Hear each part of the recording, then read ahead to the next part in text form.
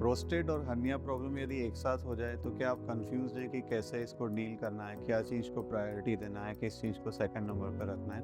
आइए जानते हैं इस वीडियो में। नमस्कार, मेरा नाम डॉक्टर निकुंज जैन जी, मैं लैप्रोस्कोपिक जीआई सर्जन हूँ राष्ट्रीय अपोलो हॉस्पिटल इंदौर में। तो हमारे पास बहुत सारे पेशेंट्स आते हैं, खासकर जो सीनियर सिटीजन्स हैं एज, उनको इंग्वाइनल हर्निया डायग्नोस होता है और साथ में यूरिनरी प्रॉब्लम्स भी होती है कि उनको यूरिन ठीक से नहीं हो पा रहा है, यूरिन करने में काफ़ी टाइम लग रहा है, या फिर उनको रात में बार बार उठ के यूरिन करने जाना पड़ता है। और साथ में उनको अंडकोश के ठीक ऊपर स्वेलिंग भी नज़र आती है, जो कि स्ट्रेनिंग करने पे बढ़ जाती है और लेटने पे फिर थोड़ी कम हो जाती है। इसका मतलब उन पेशेंट्स को हर्निया भी बन गया है। ये दोनों प्रॉब्लम्स कई बार पेशेंट्स को साथ में होती है और बहुत कॉमन प्रॉब्लम है, पर पेशेंट्स को ये पता नहीं लगता कि ये क्या है। ये दोनों एक इंटर रिलेटेड प्रॉब्लम है, जो प्रोस्टेट विद एज के साथ बढ़ता है और सिम्टम्स क्रिएट करता है, और पेशेंट्स यूरिन में जब जोर लगाते हैं तो धीरे धीरे हर्निया डेवलप होने लग जाता है। तो इन चीज़ों को जब ट्रीट किया जाता है तो हमें ये देखना है कि हर्निया में कहीं हमारी इंटेस्टाइन तो बाहर नहीं आ रही है, और पेशेंट का हर्निया फंस तो नहीं रहा है, और उनके प्रोस्टेट के सिम्टम्स कितने ज़्यादा हैं या कम हैं।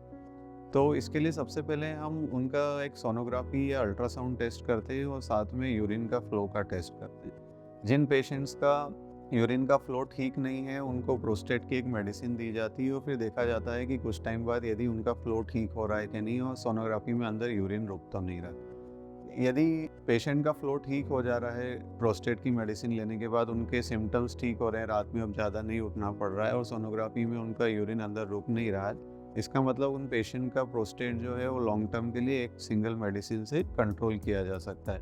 ऐसे पेशेंट को हम यूरोलॉजिस्ट से बात करके डिसाइड करते हैं कि प्रोस्टेट के लिए वो मेडिसिन पे रहें और अपनी हर्निया सर्जरी करवा लें। अब यदि कोई पेशेंट ऐसा है जिनको प्रोस्टेट की प्रॉब्लम मेडिसिन से ठीक नहीं हो रही है, सिम्टम्स अभी भी हैं, फ्लो अभी भी पुअर है, या फिर उनका यूरिन अभी भी पेट के अंदर रुक रहा है और हर्निया भी है, तो हम उनको ये एडवाइस करते हैं कि पहले वो प्रोस्टेट की सर्जरी करा ले, और प्रोस्टेट से कम्प्लीटली ठीक होके फिर 3 वीक्स टू 4 वीक्स के गैप के बाद हम हर्निया सर्जरी करें। यदि हम हर्निया सर्जरी प्रोस्टेट ठीक करने के पहले करेंगे तो हर्निया के वापस आने के चांसेस थोड़े से बढ़ जाते हैं, इसलिए हम ऐसा बोलते हैं। क्या कभी ऐसी सिचुएशन होती है जहाँ प्रोस्टेट सर्जरी से पहले ही हमें हर्निया सर्जरी को करना पड़ता है? ऐसी भी सिचुएशंस होती है यदि किसी पेशेंट की हर्निया में इंटेस्टाइन नीचे आ रही है और वो फंस रही है या दर्द पैदा कर रही है, इसका मतलब कभी भी पेशेंट की इंटेस्टाइन खराब होने का रिस्क है और पेशेंट की मेजर इमरजेंसी सर्जरी करने की नौबत आ सकती है। तो यदि ऐसी सिचुएशंस होती हैं तो हम पेशेंट को हर्निया सर्जरी करके फिर प्रोस्टेट को ठीक करने के लिए बोलते हैं। तो इन सारी चीज़ों को ध्यान में रख के डिसाइड करें, जब भी कन्फ्यूजन हो डॉक्टर से मिलें, अपनी प्रॉब्लम डिस्कस करें, देन टेक ए कॉल। धन्यवाद।